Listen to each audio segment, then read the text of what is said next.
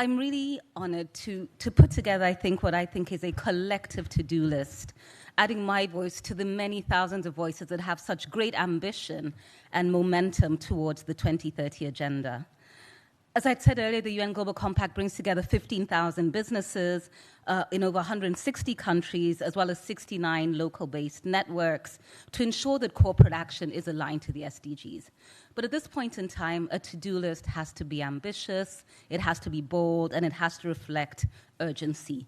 We're in the middle of a global pandemic, we're at a stage where the SDGs are off track, and we're at the time when private sector truly has a key role to play in driving forward this agenda.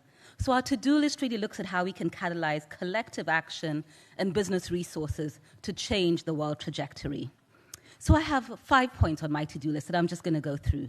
The first is about ambition. The private sector has to be ambitious. It has to be courageous. It has to demonstrate bold leadership as well as set bold targets. Without that, the private sector won't fully be able to unleash all it can do to drive forward on this agenda. We invite more private sector partners to join us and join our frameworks around delivering on the Sustainable Development Goals. So that's my first. The second piece for me on the private sector really relates to climate. We are in the middle of an existential crisis. I think we see it every day. Yet businesses also recognize that one of the biggest disruptions to business has been the climate crisis. So businesses do need to take the climate crisis seriously. Businesses do need to set science-based targets to mitigate.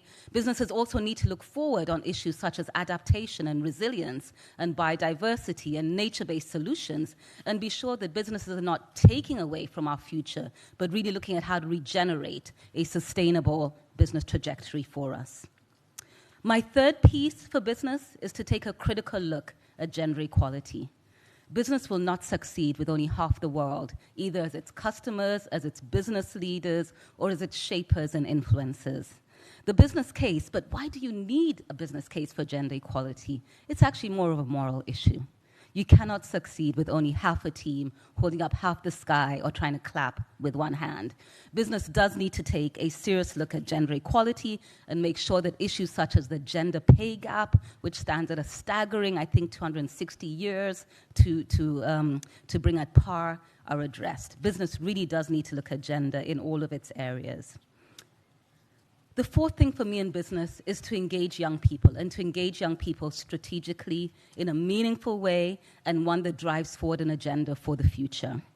I think it's critical to have young people as decision makers, as leaders, as well as thought shapers for the role of business going forward. My fifth is for businesses to really look at how they can critically engage with the Sustainable Development Agenda. 17 goals is large, but businesses need to look at this in a materiality way. Where can business have an impact? Where can business be bold? Where can business set targets? But most importantly, business needs to be credible. That is my to-do list for business. Thank you very much.